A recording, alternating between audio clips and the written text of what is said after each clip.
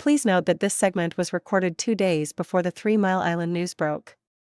So when speaking about valuation, James and Kai are not considering Friday's 23% increase in Constellation Energy stock or Talen's 6% rise. Pays part with the following interruption for a public service announcement.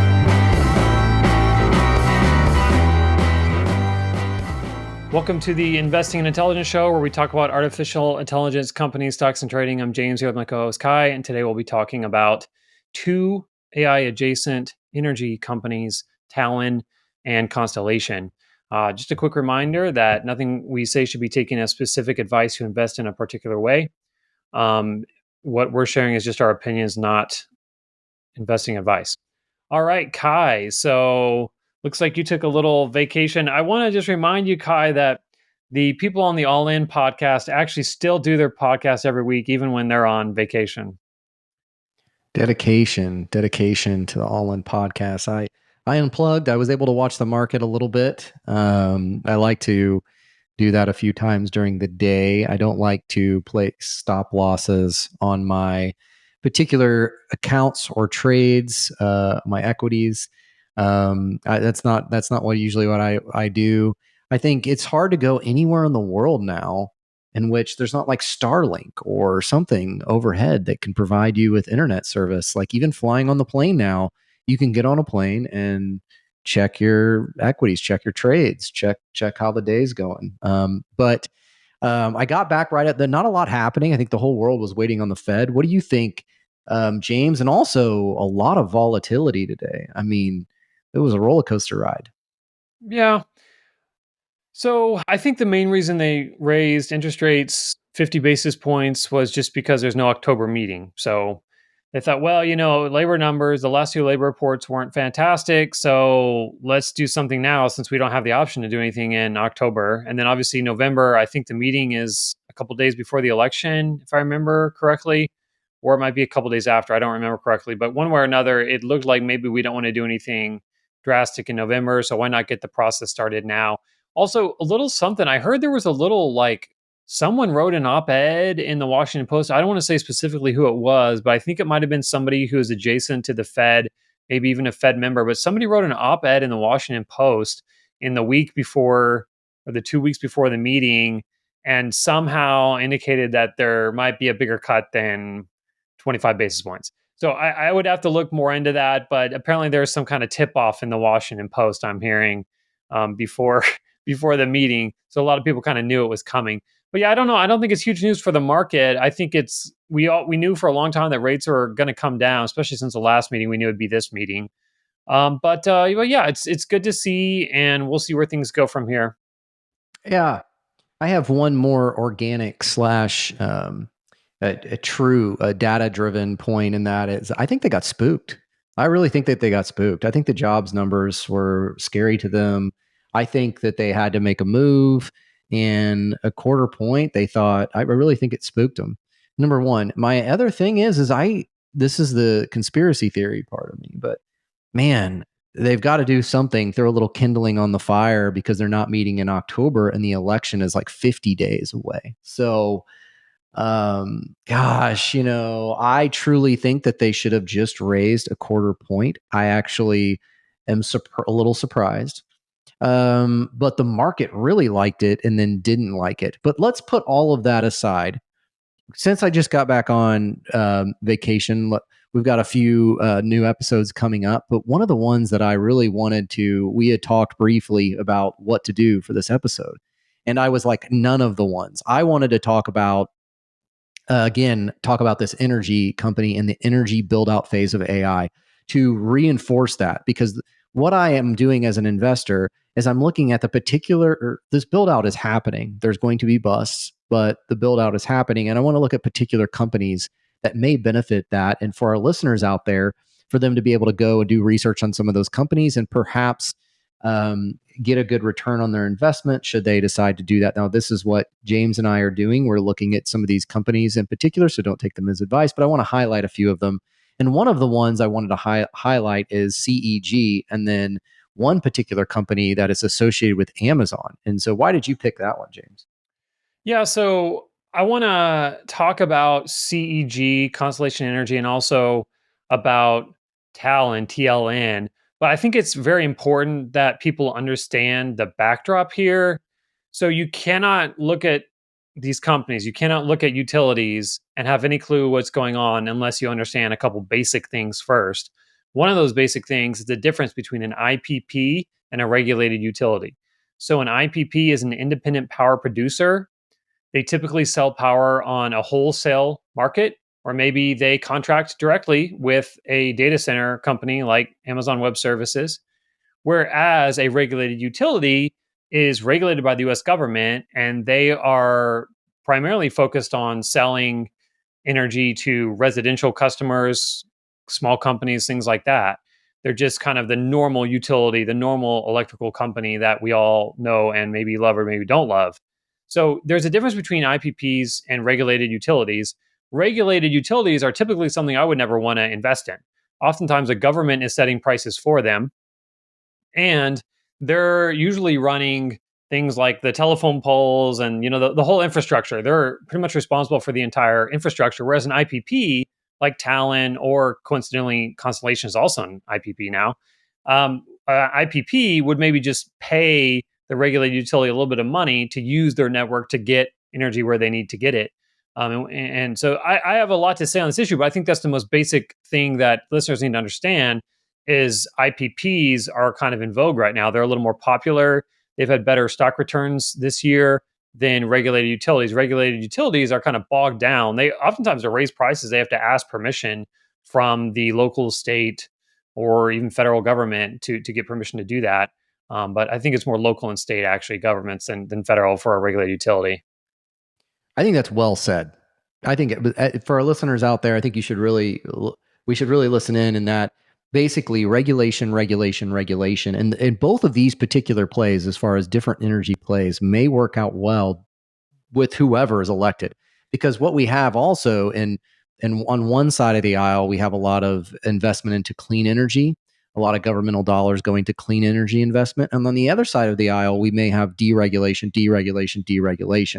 But one particular thing that I also think is important to highlight is one, what James just said, the difference between an IPP and a government regulated company that is regulated by the government. The other one is that during this phase of AI build out, cloud networking, it requires a substantial amount of energy. 7 times the amount of energy goes into cloud, not even AI, cloud networking. Something like AWS will require 7 times the amount of energy that is normally required for just the internet. So that is incredibly important to understand, is that the demand for energy is going to be out of this world, really over the next century, the next decade.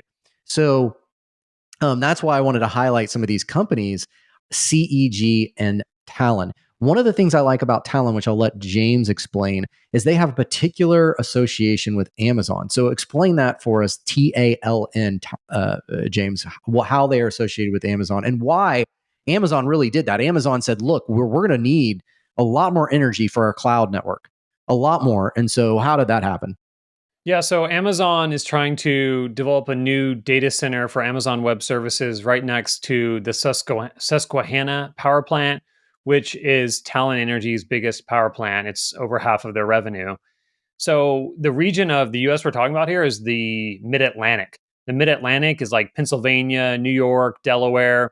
These states up there are pretty much the home of the internet. So the internet is pretty much based there. The biggest infrastructure for the internet is based in that area, and for a lot of different reasons. For one, they don't have tornadoes or hurricanes up there. They kind of have better weather year round. And also, it's kind of the home of power production for the US also. It's a more reliable power grid up there. You've probably heard stories about Houston having all these outages. So AWS did a deal with Talen being an independent power producer, to have a small nuclear reactor and provide energy there. So don't fact check me. So there's difference between small nuclear reactors and larger ones. I'm not 100% sure it's a small one, but let me just say this deal is under pretty significant scrutiny. So the regulated utilities for that area made a complaint to, I believe, the federal government. I don't think it was a state or local complaint. I believe it was a federal government complaint, saying that essentially Talen through making this deal with Amazon, is going to raise the cost of electricity for residential and small business customers. So the regulated utilities are upset about this deal, and from what I understand, the deal is actually somewhat on hold. And it's funny, I just listened to the Constellation Energy earnings call today, and almost all they talked about was the Talen federal complaint from the regulated utilities. And both Talen and Constellation are pretty upset that regulated utilities are trying to stop progress on energy supply to AI. And it's also considered a national security issue. Like, if we're going to develop our AI for national security reasons and be ahead of these other countries that might develop it for their own purposes, then we need the power to do that. And it looks like regulated utilities are upset they're not going to get their piece of the pie. So that complaint is in the process of playing out, from what I understand. But it looks like Talon is pretty positive on the topic, and they expect to have a good outcome, in which case they'd get a good chunk of cash from that deal. So yeah, I hope that answers your question. Um, I'll do a short segment real quick on Talon. I'm bullish on Talon mainly because of their association with Amazon. And I also am bullish on the outlook that is energy and the demand that is there. But can you give us your, just like, are you buying or selling, and then can you do it on Constellation and Talon at the same time? no, well, I will do both, but let me give you Talon. I'm buying Talon because of their association with Amazon in the long term, as well as energy demand. But let me hint on one last thing, and that you said is nuclear. And so one of the things that when I'm looking at the big picture, and this is me particularly looking at this, and you can correct me if I'm all wrong, is that I think nuclear power, my personal opinion, is that in the future, there will be a higher demand for nuclear. I think it's one of the best, if not the best, source of energy that will be required with the demand that is AI and cloud networking. I think, to me, it's a staring at me straight in the face that nuclear is going to be the solution. Now, that being said, solar, wind, I just don't know. I really don't know there. I have not seen that play out, specifically in the state in which I live. However, I am very bullish on nuclear. And so, one of the things that I wanted to highlight in regards to CEG, which both of these are fairly new IPO companies, essentially because of the IPP that you're talking about, is that there is, for CEG, Constellation Energy, they're one of their main sources of revenue is nuclear power plants. And so I find that appealing as far as from an investor standpoint. Let's look at the numbers for CEG, a company like Constellation Energy. It's a PE of about 20 to 30, but 24 currently. Forward PE, not much better. However, it's stayed stable. We've seen a big EPS beat over the last, I think, 2 quarters. Steady revenue. We've had Q4 of last year. What they had is a gap loss. Their expenses were too high. And so I don't kind of I don't put a big strike on them for that. I don't know if strike's the right term, but I really like their asset. I like their liability. They don't have a lot of cash, but all their other numbers look good. And as far as the future output and the energy demand, I really like that. So explain the gap loss and why their expenses were too high. Yeah. So from what I understand, that probably came from the increase in natural gas prices. So that actually hit the entire sector pretty hard when the price of natural gas ran up so high. So these companies are extremely difficult to understand. They get lumpy order flow. There's regulation mixed in. They're just difficult to understand exactly how they work. Sometimes they sell puts on things. I mean, it's just crazy. It's hard to understand. But what I would say is, let me just address your nuclear versus wind and solar thing first of all.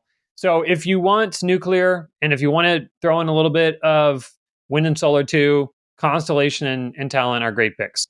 Now, if you go to some of the other IPPs, like for example, Vistra and NextEra NEE, which have been very popular stocks this year, they don't have as much. They don't have as much of the nuclear in their order flow. So Vistra and NEE are a little more Texas based. But if you want to concentrate on the area of the US that's getting the most data center input, the most build out of data centers, you really want to go to the mid Atlantic. You want to kind of go to the Northeast, and that's going to be your Constellation and Talen.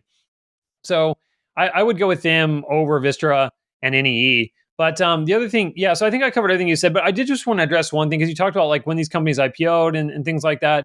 So Talen filed for bankruptcy a couple a couple years ago. So Talen actually, but that was due to the natural gas run up. So they quoted a number of issues like loans and everything, like just too much indebtedness, and they've performed pretty well since they filed for bankruptcy, reshuffled everything. Now, Talon was spun off, from what I understand, from its parent company in 2015. Constellation, from what I understand, was spun off a couple years ago. So Constellation was part of another company that actually was and remains to be a regulated utility. So Constellation is kind of the IPP portion of that previous company. So now Constellation is like a pure IPP play with none of that regulated utility. So I really like the order flow, or you could say the business makeup of Talen and Constellation a lot better than any of the other companies. But last thing I wanted to mention real quick before we say anything else, year to date, Talen is up 162% year to date. Constellation is up 74% year to date. And just to throw it in for fun, NRG is up 60% year to date, and Vistra is up 140% year to date. Now, if you look at, oh, did I say, I forgot to say Next Era. Next Era is up 37% year to date. I mentioned NRG, which is one we haven't talked about yet. But yeah, so these companies have seen pretty big run-ups this year in anticipation of this build out, and to a smaller degree to their success that they've had so far. But yeah, I mean, generally you're not going to get the kind of explosive earnings growth that you would get with like an Nvidia from a utility company. But if you go with the IPP side rather than more of the regulated utility side, you might get better earnings growth, in my personal opinion. Yeah. So, I mean, so what I like to do is I really like to go over the company's basic financials when I'm looking at a stock. And then the next thing I like to do is try to determine where for myself I like to enter. If I haven't already had a position, do I like to add to that position? Perhaps I need to trim that position. For example, NEE. NEE, I had owned quite a few shares of NEE in the high 50s and 60s. It was the ETF for energy is XLU, but the energy stocks had been taken quite a hit, and they're typically defensive plays. So when people started to, the mutual funds started to play defense, so to speak, I think NEE's seen a little bit of a run now. We're trading in the high 70s, low 80s with NEE. But in regards to Constellation Energy, I like some of the basic fundamentals. I like the future outlook in regards to whether I think the stock is going to have revenue growth due to the energy demand. And the third thing right now is Constellation Energy, with everything with the pullback, is right about $200 a share, which is a psychological resistance level. We've also seen for me, technical analysis, there's this ascending triangle, and it's forming the right side of a base.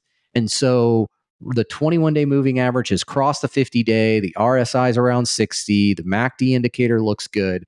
There's some really good technical analysis that I'm seeing right now with Constellation Energy for me particularly. So I will say this again, is they require cloud networking, and AI requires a substantial amount of energy demand. And that will lead to other companies making money, period.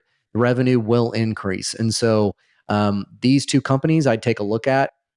We are taking a look at them right now. And the last thing I would say is I'm high on nuclear, and I'm also have been really in this nuclear trade for a while. Uranium ETFs is something that I've been sort of looking at from the demand of nuclear. I don't know about you, James. That's one URA I've had a position in for a while, full disclosure, and have also traded it. The volatility of URA has been pretty good as far as the premium collected on trades. So yeah, that's me particularly. That's my take. I will give you my 30 seconds real quick. I am a buyer currently of Constellation Energy due to nuclear demand from AI build out and technical analysis setup. What about you, James? Yeah, absolutely. And just one thing on stuff that you were saying.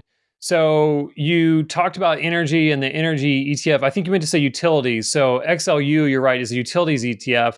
Energy is XLE. Usually when they talk about energy as a sector, they're usually talking like oil and gas manufacturers, not so much utility companies. But So I'll say I'm a buyer of Talen Energy because it's not a regulated utility. It's an independent power producer, and they have a new exciting nuclear deal with AWS. And I am buying Constellation because after Talen, they're my second favorite utility. They're independent, not a regulated utility, and they have a great mix of nuclear, wind, and solar. Excellent. Yeah, two great companies. Not a lot James and I disagree on. I wanted to push you a little bit on, is Talon going to go bankrupt again? Is Talon going to what's the risk there with Talon? I just think valuation is the concern here. Like I was reading off a minute ago, these stocks have run up so much. And actually, I hear this on CNBC all the time. People are saying, hey, I wouldn't buy utilities right now because utilities have already run up so much. They're at pretty much the highest valuation as a sector that they've ever been at. I heard that yesterday on CNBC. So look, even though I'm personally buying it, others might want to be more cautious and wait for a pullback. That's something you like to do. You mentioned a minute ago, I think you meant to say it's at a psychological support. I think you said psychological resistance, but psychological support is 200 for Constellation. Well, it's reached up. So Constellation's energy's high is at 235. It's not at an all-time high. It's right at the 200 level. So it may find a little resistance there and form a little bit of a handle. But it's formed this right side of a base and this ascending triangle, which for me is a bullish sign. And the 21-day moving average has just crossed the 50-day. So I am currently adding to my position of Constellation Energy, potentially the end of this week, my personal opinion in regards to the long-term outlook. I also like some of these energy plays for defensive plays like NEE. NEE, James, you know this, you could attest to this, has been one of my favorite stocks or equities that I've been watching for quite a long time and been had position in. So NEE does pay a decent dividend as well. And so CEG does not. But yeah, check those out. This is why we're doing this podcast, so that you can get on, you can look at these companies, Talen, and CEG, Constellation Energy, Next Era Energy, for example, and then you could do your own research and make your own decisions. But yeah. Yeah. And what I will say in closing, I like to play these things from different angles. And we did a utilities episode earlier this year, and it was already hot earlier this year. It's kind of only hotter since then. But at that time, we looked at some things that have been decent performers this year, like Trane Technologies, Johnson Controls, and Carrier. So we looked at pretty much heating and cooling for data centers. Those are still good plays. One other angle that I'm interested in is the supply chain of nuclear capabilities. So that's going to be like your GE Vernova, and I think they have a partnership with GE Hitachi. They do services and supplies for nuclear power plants. And there's some other stocks I've just started looking at. I'm not buying yet. I'm about to, but BWX Technologies, BWXT, and Fluor Corporation, FLR. These are companies that are a player in the infrastructure for nuclear projects.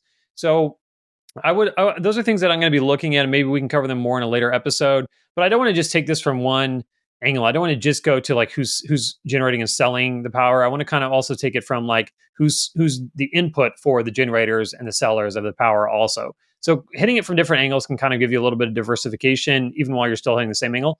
And like you said a minute ago, I am interested in uranium. So I've got actually two ETFs, URNM and URA, but they're both very heavy in CCJ, which is the biggest, most popular uranium stock. But uranium had a pretty epic fall from its high, and I don't think it's at a bad level. People who are like really gold bulls, people who are all in love with gold these days, I'd say, maybe look at uranium a little bit too. If you get a uranium ETF, they're gonna sell, or they're gonna give you a dividend that you don't get from just holding gold. Yeah, that's an excellent point. As well as, and you mentioned the Mid-Atlantic and Constellation Energy also in the mix there in New York, New Jersey, Massachusetts, Maryland, and then has a presence in Texas and Georgia, for example, as well. So thanks for listening to us, James. Look forward to the rest of the week and doing some more podcasts with you. Awesome. Absolutely. So thanks for tuning into our show. Please give us a like or comment, and we'll be back on the next episode to cover more AI stocks. You can find all our holdings and trades at investingintel.ai. Thanks so much, Kai. Thanks, James.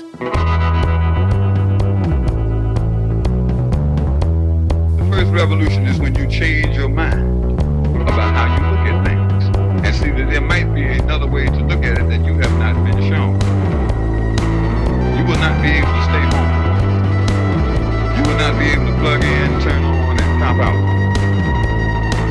revolution will not be televised, and be no rerun, brothers and sisters. The revolution will be live.